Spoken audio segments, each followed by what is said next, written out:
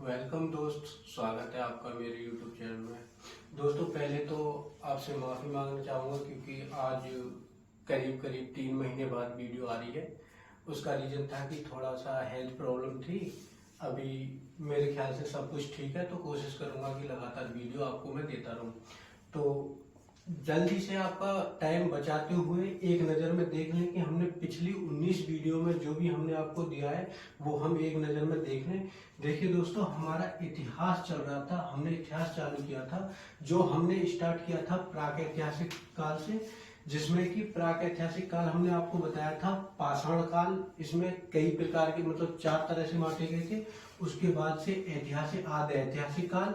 हमारे आदि ऐतिहासिक काल में आपको याद होगा हमने सिंधु सभ्यता कराई थी, हड़प्पा कराया था, मोहनजोदड़ो कराया था। इसके बाद में कई विदेशी सभ्यता जैसे चीन की, मेसोपोटामिया की सभ्यता और तुम्हारा मिस्र की सभ्यता, ये मिस्र के पिरामिड, ये सारा कुछ हमने आपको पहले बता चुके हैं। उसके बाद में हमारा ऐतिहासिक काल स्टार्ट हो गया था। उसमें पुरातात्विक स्रोत, ऐतिहासिक काल को समझने के लिए 3 स्रोत हमने उस टाइम आपको बता चुके थे, जिसमें कि पुरातात्विक स्रोत हो गए थे जैसे सिक्के वगैरह से क्या पता चलता है वो चीज, और विदेशी यात्रियों द्वारा हमें क्या पता चलता है वो चीज हम सब आपको बता दिए थे। उसके बाद में साहित्यिक स्रोत जो भी थे हमारे गैर धार्मिक, धार्मिक, वो हमने आपको सब पहले बता चुके हैं। उसके बाद में वैदिक काल, वैदिक काल में जो भी था हमने आपको सब बताया। जैन धर्म, बौद्ध धर्म, ये सब चीज हमारी हो चुकी है। महाजनपद काल, जो हमारे 16 महाजनपद थे वो हमने सब आपको करा दिए थे। 16 महाजनपद में जो हमारा मुख्य, जो पावरफुल एक महाजनपद था वो मगध महाजनपद था, वो हमने आपको पूरा कराया। उसमें जो भी राजाओं ने राज किया है उसकी जो शॉर्ट ट्रिक थी वो हसीन मशूक शाह थी, यानी कि हर्यक वंश, शिशुनाग वंश, नंद वंश, मौर्य वंश, शुंग वंश, कण्व वंश और सातवाहन वंश। लास्ट में हमने सातवाहन वंश पढ़ाया, जिसमें आपको काफी हद तक हमने ये जानकारी दी। इन्होंने सामंती व्यवस्था चालू करी जो कि गुप्त काल में चरम पर पहुंची। हमने इसमें आपको सातवाहन में बताया कि मातृसत्तात्मक था। मातृसत्तात्मक का प्रयोग हमने बताया कि मातृसत्तात्मक मतलब सारी पहचान, एड्रेस वगैरह वो माँ के नाम पर होगी। अब इसके बाद जो हमें मौर्य वंश के बाद में पढ़ना था, यानी कि मौर्योत्तर काल जिसको हम बोलेंगे, वो हम इसके बाद पढ़ेंगे। मौर्योत्तर काल का मतलब है कि मौर्य वंश के बाद, जब मौर्य वंश का अंतिम शासक बृहद्रथ था, उसके तुरंत बाद जो भारत पर, हमारे देश पर जो बाहरी आक्रमण हुए उनके बारे में चर्चा करेंगे। करना तो हमें मौर्य वंश के बाद ही चाहिए था, लेकिन सीक्वेंस के अनुसार हमारा ये अच्छा याद हो जाता है, तो हमने अब वो मौर्योत्तर काल अब आपको बताना है। मौर्य वंश से पहले भी 2 आक्रमण हो गए थे, वो हमने आपको बताया। प्रथम भारत पर ही प्रथम आक्रमण हुआ था, हम याद कीजिए, हमने बताया था कि हकमनी वंश के शासक ने किया था। हकमनी वंश का शासक जो डेरियस प्रथम था, दाय बाहु कह देते थे या दारा प्रथम कह देते, तो वो पहला मौर्य वंश से पहले का ये, या फिर कह लीजिए भारत पर पहला ही आक्रमण था। दूसरा आक्रमण मौर्य वंश से पहले जो सिकंदर ने किया था वो था। इसके बाद में हम 4 आक्रमण और पढ़ने वाले हैं। जब मौर्योत्तर काल के बाद हमारे यहाँ पर 4 आक्रमण हुए भारत में, ये 4 विदेशी आक्रमण हैं। एक इंडो ग्रीक यानी हिंदी यूनानी, शक, पहलव और कुषाण। अगर हम इंडो ग्रीक की बात करें, हिंद यूनानी की बात करें, तो ये जो आए हमारे यहाँ 2 चरणों में आए। एक चरण में तो ये डेमेट्रियस और मिनांडर, ये एक चरण में डेमेट्रियस और मिनांडर आए, जो हमने आपको पहले बताया कि पुष्यमित्र शुंग के लड़के अग्निमित्र शुंग ने इनको हरा दिया था। इनका जो मकसद था आने का, इनका जो पर्पस था वो युद्ध करना था। ये पहला चरण हो गया, ये फर्स्ट चरण हो गया। इनका जो मकसद था डेमेट्रियस और मिनांडर का, इनका मकसद था युद्ध करना। और जो दूसरे चरण में आए हेलियोडोटस, तो ये हेलियोडोटस का जो मकसद था युद्ध करना, बिल्कुल नहीं था। इनका मकसद था बौद्ध धर्म की शिक्षा प्राप्त करना। ये बौद्ध धर्म सीखना चाहते थे, लेकिन इनकी जो भेंट हो गई वो भागवत धर्म के किसी विद्वान से हो गई, तो बौद्ध धर्म की जगह इनको भागवत धर्म की शिक्षा मिल गई और ये भागवत धर्म में लीन हो गए। बौद्ध धर्म की शिक्षा लेने आए थे लेकिन भागवत धर्म में लीन हो गई। यूनानियों को हमारे देश में काली मिर्च बहुत पसंद थी। काली मिर्च को यवन प्रिय कहा जाता है, इसीलिए काली मिर्च को यवन प्रिय कहा जाता है। काली मिर्च पसंद थी इसीलिए यवन प्रिय कहा जाता है। यूनानियों का गणित बहुत तेज था, खगोल विज्ञान बहुत तेज था, जिससे कि उनकी ज्योतिष विज्ञान भी बहुत अच्छी थी। तो भारत को उनकी जो देन है, जो यूनानियों ने भारत को दिया है, वो अच्छी ज्योतिष विज्ञान, उनका गणित बहुत सटीक था, उन्होंने गणित का ज्ञान दिया, खगोल विज्ञान और समय की सटीक गणना। समय की सटीक गणना हमें यूनानियों के द्वारा गिफ्ट है। काली मिर्च यवन प्रिय इसलिए कही जाती है कि यूनानियों को पसंद थी, इसीलिए यवन प्रिय कही जाती है। इसमें मेरे ख्याल से इससे ज्यादा कुछ आना नहीं है। एक चीज और, ये हिंदू कुश पर्वत श्रेणी के पास से थे, जिसको बैक्टीरिया क्षेत्र कहा जाता है, ये वहां से आए। ये शुंग वंश के समय आए, शुंग वंश के समय आए थे। ये पुष्यमित्र शुंग ने या उसके बेटे ने ये जो युद्ध करने के रीजन से आए थे, इनको मार भगाया था। हेलियोडोटस साहब आए, इनको बौद्ध धर्म की जगह भागवत धर्म पकड़ा दिया, ये खुश हो गए। यूनानियों ने ये चार चीजें हमें दे दी, ज्योतिष विज्ञान, गणित, खगोल विज्ञान, समय। काली मिर्च पसंद थी इसीलिए यवन प्रिय इनको कहा जाता है। इसके बाद स्टार्ट होगा हमारा शक।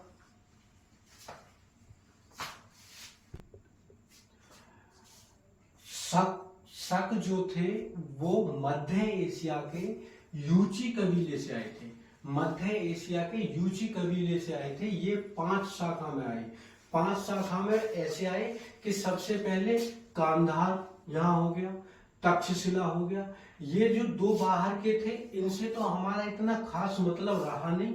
उसके बाद में ये मथुरा के शक शासक हो गए थे, ये उज्जैन के और ये नासिक के। जो मथुरा के जो शक शासक थे वो हमेशा लड़ाई झगड़ा करते रहते थे हिंदुस्तानियों से। तो यूपी और एमपी के बीच की जगह, जिसको मालवा कहते थे, तो मालवा के जो शासक थे उन्होंने मथुरा के शक शासक को एक बार पराजित कर दिया। मथुरा के जो शक शासक थे वो हिंदुस्तानी राजाओं से लड़ते झगड़ते रहते थे। और यूपी एमपी के बीच की जगह को मालवा कहा जाता है। मालवा के जो शासक थे उन्होंने मथुरा के शक शासक को हरा दिया, पीट दिया और यहाँ से भगा दिया। और मालवा के शक शासक ने उपाधि धारण की विक्रमादित्य। हमारे इतिहास में कुल 14 लोगों ने विक्रमादित्य की उपाधि प्राप्त की है, जिसमें कि सबसे पहले जो विक्रमादित्य की उपाधि प्राप्त की थी वो मालवा के शासक ने की थी। कब की थी? मथुरा के शक शासक को हराने के बाद। एक बार फिर देखेंगे, जो शक शासक थे यूची कबीले से आए थे, मध्य एशिया के यूची कबीले से आए थे। ये 5 शाखाओं में आए थे। सबसे पहले कांधार हो जाएगा, काबुल या कांधार हो जाएगा, फिर ये तक्षशिला हो जाएगा, मथुरा हो जाएगा, उज्जैन हो जाएगा और नासिक हो जाएगा। जो मथुरा के शक शासक थे वो हिंदुस्तानी राजाओं से लड़ाई झगड़ा करते थे, जिसकी वजह से मथुरा, यूपी और एमपी के बीच की जगह मालवा के शासक ने मथुरा के शासक को पीट दिया और उपाधि धारण की विक्रमादित्य की। अब तक इतिहास में 14 लोगों ने विक्रमादित्य की उपाधि प्राप्त की है, जिसमें सबसे पहले इन्होंने की थी। और सबसे इंपोर्टेंट जो राजा है जिसने उपाधि धारण की थी वो है चंद्रगुप्त सेकंड, गुप्त वंश के राजा थे। वो अभी जस्ट इसके बाद हम पढ़ाने वाले हैं। शक शासक के जो राजा थे, इनका जो प्रमुख नाम था, प्रिय नाम जो था वो क्षेत्रक था। क्षेत्रक का मतलब है, जो राजा थे इनका प्रिय नाम क्षेत्रक था। इसका मतलब है जैसे दिल्ली सल्तनत के राजा जो भी थे वो सुल्तान लगाते थे, मुगल सल्तनत के जो थे वो बादशाह लगाते थे, और जो मौर्य समाज, मौर्य वंश के जो थे वो सम्राट लगाते थे।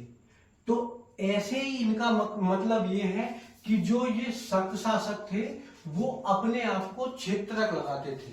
इसके बाद अगर हम बात करें, ये क्षेत्रक तो सभी लगाते थे, लेकिन सबने अपनी अपनी एक अलग अलग उपाधि भी प्राप्त हुई थी। जैसे मुगल शासक का जो जलालुद्दीन था, उनको अकबर की उपाधि प्राप्त थी। ऐसे किसी को जहांपनाह की प्राप्त थी उपाधि। ऐसी इनको अलग अलग भी प्राप्त थी।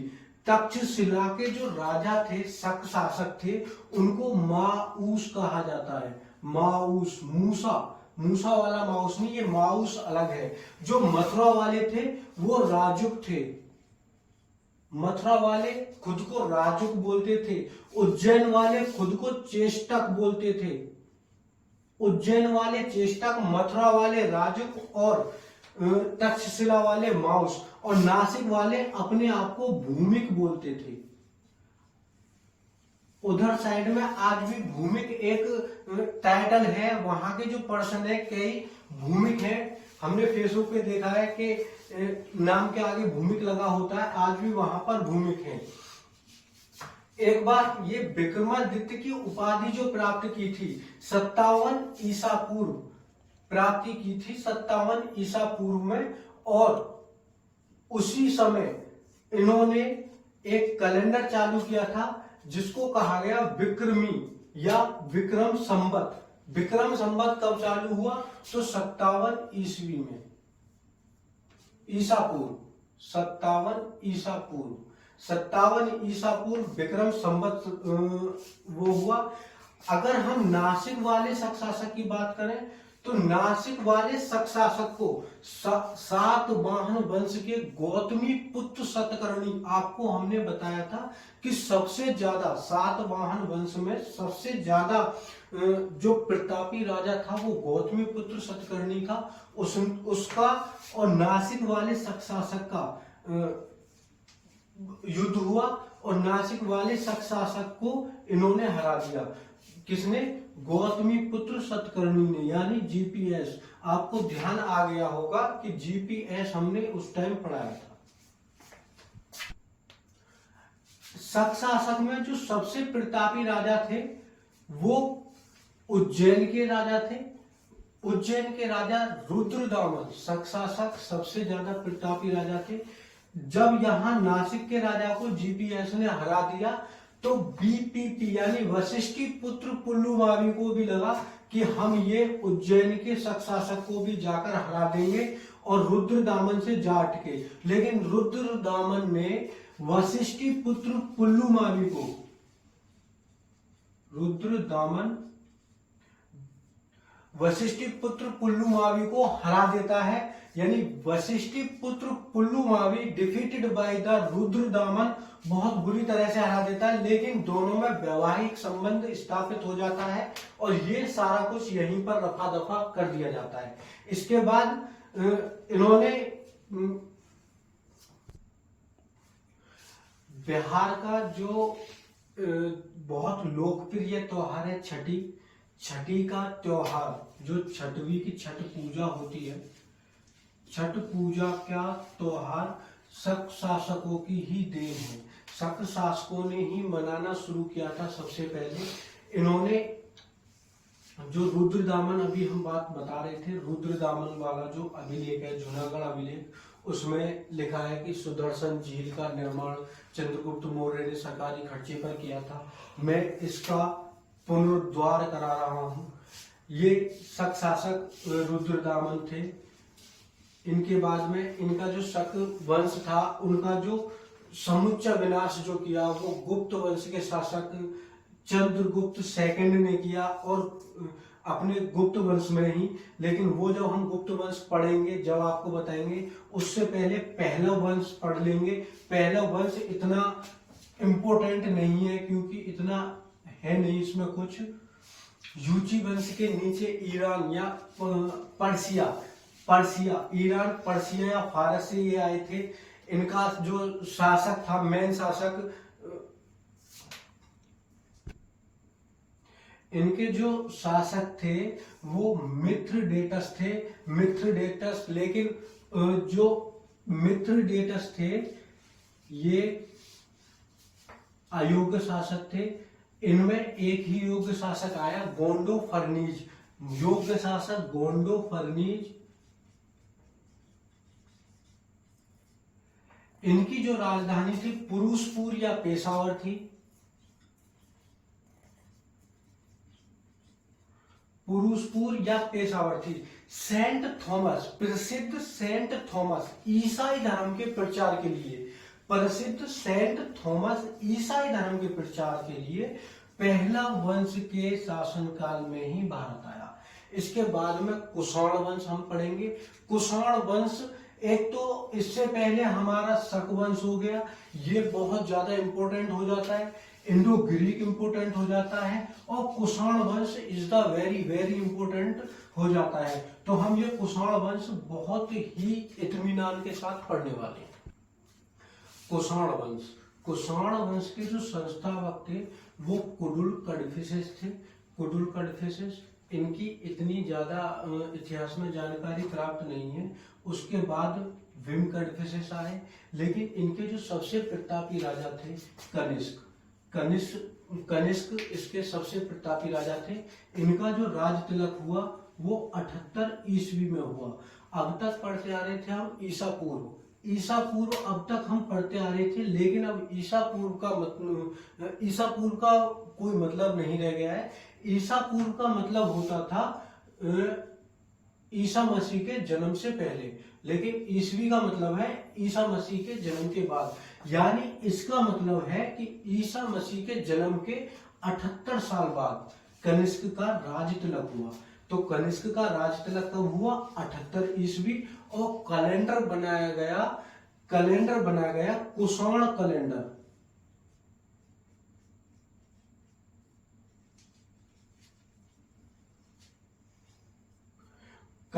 कुषाण कैलेंडर बनाया गया। अभी तक हमने भी, आपने भी नहीं सुना होगा कि कुषाण कैलेंडर कहाँ होता है, कहाँ यूज होता है। लेकिन हमने और आपने सभी ने सुना है कि शक संवत, शक संवत हर जगह होता है। भारत में शक संवत, विक्रमी संवत पर ही भारतीय कैलेंडर है। लेकिन एक कैलेंडर और है, ग्रेगोरियन कैलेंडर, जो कि ईसा मसीह के जन्म से चल रहा है। यानी कि जिस वर्ष ईसा मसीह का जन्म था उस वर्ष प्रथम ईयर थी 1 ईस्वी थी। उसके बाद 78 ईस्वी में कुषाण कैलेंडर यानी राज तिलक के साथ साथ इन्होंने कुषाण कैलेंडर एक प्रचलन में लाया। लेकिन आज तक कुषाण कैलेंडर कहीं यूज हमने होता देखा नहीं, लेकिन शक संवत या शक कैलेंडर हमने यूज देखा। इसका रीजन है कि कुषाण कैलेंडर बनाया तो कनिष्क ने, कुषाण वंश वालों ने, लेकिन इसको शक चुरा ले गए थे और आज तक ये शक के नाम से ही जाना जाता है। अब हमने आपको 2 कैलेंडर अभी बताए, एक तो विक्रमी संवत यानी कि विक्रमी संवत 57 ईसा पूर्व, और एक शक संवत, ये हो जाएगा हमारा 78 ईसा पूर्व ईस्वी, 78 ईस्वी। ये बिफोर क्राइस्ट हो जाएगा, ये अन्नो डोमिनी हो जाएगा। ईस्वी मतलब अन्नो डोमिनी, जन्म के बाद। अब हमारा एक कैलेंडर और है जिस पर पूरी दुनिया काम करती है, वो ग्रेगोरियन कैलेंडर है। अगर इसको यानी कि सपोज करिए ग्रेगोरियन कैलेंडर के हिसाब से हमारा देश 1947 ईस्वी में आजाद हुआ था। 1947 ईस्वी में अगर हमारा देश आजाद हुआ है, यानी कि इंग्लिश कैलेंडर यानी ग्रेगोरियन कैलेंडर के हिसाब से, तो हमारा शक के हिसाब से कब होगा और विक्रमी के हिसाब से कब होगा? तो इसका एक ही वो है कि अगर हमें विक्रमी निकालना है तो जितनी डेट है उसमें ये 57 प्लस कर दीजिए, और अगर हमें शक संवत निकालना है तो जितनी डेट है उससे 78 माइनस कर दीजिए। जैसे कि एक बार देखते हैं, 1957 ईस्वी में देश आजाद हुआ, लेकिन शक संवत के अनुसार हमारा 1869 में, ये देखिए 1869 में ही आजाद हो गया था। अगर सपोज करिए ये अगर हमारी अंग्रेजी तारीख होती तो गांधी जी को तो कोई आंदोलन करने की जरूरत ही ना होती, क्योंकि 2 अक्टूबर 1869 को तो गांधी जी का जन्म ही हुआ था। लेकिन 1869 में हमारा देश ही आजाद हो गया। लेकिन ये 1869 शक संवत वाला है, ये अंग्रेजी तारीख ये है और शक संवत वाली ये है। अगर हम ये देखें कि विक्रमी संवत में हमारा देश आजाद कब हुआ, तो 1947 में 57 प्लस कर देंगे तो 7 7 14 002 2004 में अगर विक्रमी संवत पूछा जाए कि हमारा देश कब आजाद हुआ, तो सन 1947 में हुआ ग्रेगोरियन कैलेंडर के अनुसार, सन 1869 में हुआ शक संवत के अनुसार, 1869 शक संवत में हुआ, 2004 विक्रमी संवत में हुआ। बस बात खत्म। कनिष्क ने अपनी राजधानी पेशावर को बनाया। उसके बाद अगर हम सांस्कृतिक राजधानी की बात करें तो सांस्कृतिक राजधानी मथुरा को बनाया। धर्म की बात करें तो इन्होंने बौद्ध धर्म स्वीकार किया। आपको हमने बताया था कि चौथी बौद्ध संधि थी कुंडल वन में, कनिष्क के शासनकाल में हुई थी, कनिष्क ने ही करवाई थी। तो आप एक बार दोबारा से नोट करके लिख लेंगे, चौथी बौद्ध संधि थी प्रथम सदी में। अभी ये 78 ईस्वी है, प्रथम सदी मतलब 100, सदी मतलब 100, प्रथम सदी ही चल रही है। अगर 101, 102, 150 ऐसे रहेगी तो वो दूसरी सदी हो जाएगी। तो प्रथम सदी में चौथी बौद्ध संधि किसने करवाई? कनिष्क ने। बौद्ध धर्म इन्होंने अपनाया। कुडुल काडफिसस जो थे इनका भी बौद्ध धर्म था, ये भी बौद्धी थे। इसके बाद अगर इनकी भीम काडफिसस की बात करें तो ये शैव ही थे, शैव धर्म था इनका, इन्होंने शैव धर्म अपनाया था। इन्होंने जो सिक्के चलाए थे चांदी के, तांबे के सिक्के चलाए थे इन्होंने, तांबे के सिक्के कुजुल काडफिसस या कुडुल काडफिसस ने चलाए थे। अगर कनिष्क के दरबार की अगर हम बात करें तो सबसे पहले तो एक मथुरा में, सॉरी, इन्होंने पाटलिपुत्र पर एक आक्रमण किया था और पाटलिपुत्र में एक बहुत बड़े विद्वान अश्वघोष थे, उनको भी ले आए, पहले भी बता चुके बौद्ध धर्म में भी। तो जो अश्वघोष को ये ले आए थे, अश्वघोष के साथ साथ इन्होंने बौद्ध यानी जो हमारे महात्मा बुद्ध थे उनका भिक्षा पात्र भी ये वहां से ले आए। भिक्षा पात्र को उनके, जिसमें भगवान भिक्षा लेके खा रहे हैं, मतलब एक बहुत पाक पवित्र चीज होगी। कनिष्क उसको भी ले आए, अश्वघोष को भी ले आए कि तू भी चल। उन्होंने बोला हम यहाँ पे बहुत कुछ संभाल रहे हैं कि अपने बीवी बच्चों को भी लेके चलो, वहीं संभालना। तो इनके जो दरबार में थे, एक तो अश्वघोष को लेके ही आए थे। अश्वघोष तो विद्वान थे ही थे, लेकिन इनसे पहले भी और थे, यानी कि चरक भी इनके दरबार में विद्यमान थे। चरक कौन थे? तो चरक इनके दरबार के डॉक्टर थे। इनके दरबारी जो डॉक्टर थे वो चरक थे और इनकी प्रसिद्ध पुस्तक चरक संहिता भी चरक ने ही लिखी है। चरक इनके दरबार में डॉक्टर थे। नागार्जुन थे इनके दरबार में, पार्स इनके दरबार में थे। पहले छोटी सी बात है, पार्स जी के बारे में कर ले रहे हैं। ये पार्स वही, पहले पार्स जी के बारे में बात कर ले रहे हैं। ये जो थे ये चौथी बौद्ध संधि के समय अध्यक्ष बने थे, आपको याद होगा, अध्यक्ष बताया था। लेकिन जो अश्वघोष जी थे जिनको पटना से ले आए थे, ये अश्वघोष पार्स से ज्यादा विद्वान थे, लेकिन अपने यहाँ के होने के कारण कि पार्स बुरा मान जाएंगे अगर इनको अध्यक्ष नहीं बनाया तो, लेकिन इनको सम्मान देना था कनिष्क को कि अब हम अश्वघोष को लेके आए तो इनको भी सम्मान देना था। तो ये पहली बौद्ध संधि थी जिसमें कि कोई भी इंसान उपाध्यक्ष बना था, यानी कि अध्यक्ष ये थे और उपाध्यक्ष अश्वघोष जी थे। चरक इनके दरबार में डॉक्टर ही थे। चरक संहिता पुस्तक है, लिख लेना।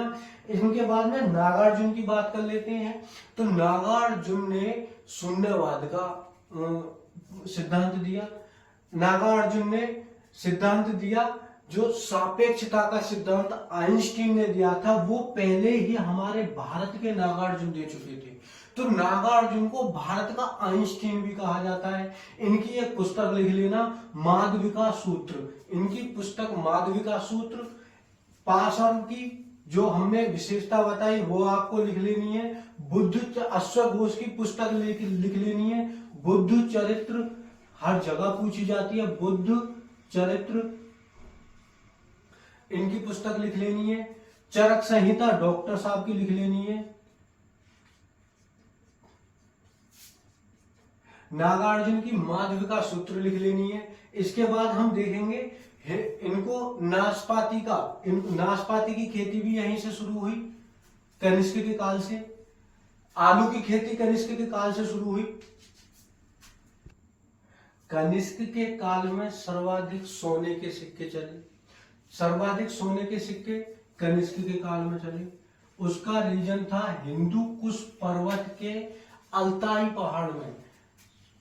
हिंदू कुश पर्वत के अल्ताई पहाड़ में इन्हें सोने का भंडार मिला। हिंदू कुश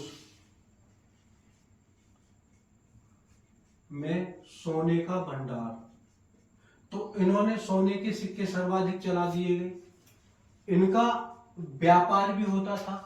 इनका व्यापार जो सबसे ज्यादा था, इन्होंने रोम तक फैला दिया था, लेकिन सबसे ज्यादा जो था वो मिस्र से था। इनके दो बंदरगाह, एक ताम्रलिप्त एक सोपारा, एक ताम्रलिप्त और एक सोपारा। ताम्रलिप्त हमारा बंगाल में है और सोपारा बंदरगाह महाराष्ट्र में। ताम्रलिप्त बंदरगाह और सोपारा बंदरगाह उसको कहते हैं जहां मतलब पानी के रास्ते से एक्सपोर्ट इंपोर्ट का काम होता है, बंदरगाह होता है वो। तो ताम्रलिप्त और सोपारा इन्हीं के बंदरगाह थे। यहीं से ये पानी के द्वारा व्यापार करते थे। चीन रेशम का व्यापार मिस्र से करता था। तो चीन जब रेशम का व्यापार मिस्र से करता था, इन्हों की चीन से खटपट हुई, तो इन्होंने देखो पानी के रास्ते यहां से भी जाता था, लेकिन ऊपर से भी होकर जाता था। चीन ऊपर से भी होकर जाता था। तो कनिष्क ने जो ऊपर वाला था, ये तो पेशावर तक इसकी भूमि थी, सारा कुछ इसी का था कनिष्क का। तो जो ऊपर से चीन मिस्र तक जो रेशम का व्यापार बिजनेस कर रहा था, तो यहां उन्होंने इस पर टैक्स लगा दिया गया। यहां जो टैक्स लगाया गया है उसकी चर्चा भी इसमें ही की गई है कि ऊपर वाले, लेकिन नीचे वाले जो पानी के जरिए इनका जो चल रहा था क्षेत्र, तो ये भी इन्हीं का था। लेकिन यहाँ पर वो उस पर कोई भी टैक्स नहीं लगा पाए कनिष्क चीन पर। और ऊपर वाले रास्ते पर, ऊपर वाला जो पानी वाला रास्ता था, वहां से मिस्र से, उस रास्ते से होकर चीन मिस्र से रेशम वाला व्यापार कर रहा था, जिस पर उसने टैक्स लगाया। अरबी नागरिक हिपाला ने जो जानकारी दी है, मानसून की जानकारी, क्वेश्चन आता है कि मानसून की जानकारी किसने दी और किसके शासनकाल में दी। तो अरबी नागरिक हिपाला था जिसने मानसून की जानकारी दी। वो कनिष्क के ही शासनकाल में दी, मानसून की खोज की थी। इनकी जो कनिष्क की जो मृत्यु के बारे में हम बात करें तो 105 ईस्वी में इनकी, और कुषाण वंश समाप्त हो गया। इसके बाद में गुप्त वंश आ जाएगा। एक बार फिर हम देख लेंगे कि कनिष्क की मृत्यु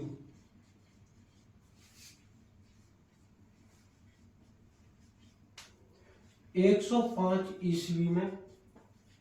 इसके बाद ऐसा नहीं है कि कनिष्क के तुरंत बाद ही जो कुषाण वंश है वो खत्म हो गया, नहीं।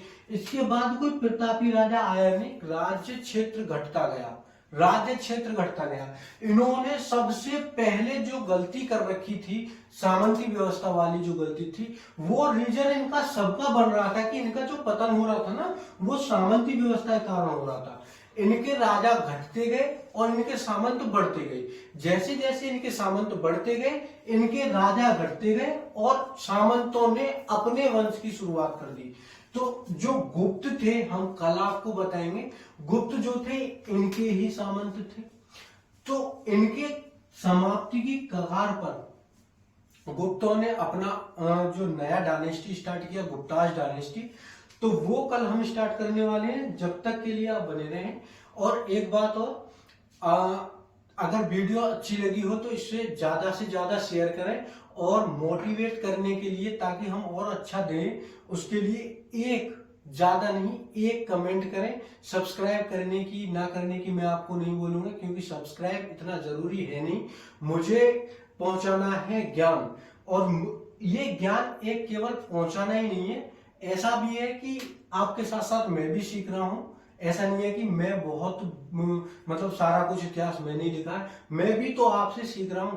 तो ये मोटिवेशन आप मुझे दें एक कमेंट के लिए कि आप अच्छा कर रहे हैं या गलत कर रहे हैं। गलत कर रहे हैं तो इसमें क्या सुधार करने की जरूरत है, ये आप हमको बताएं। और एक लाइक जरूर कर दें, थोड़ा सा शेयर कर दें। धन्यवाद।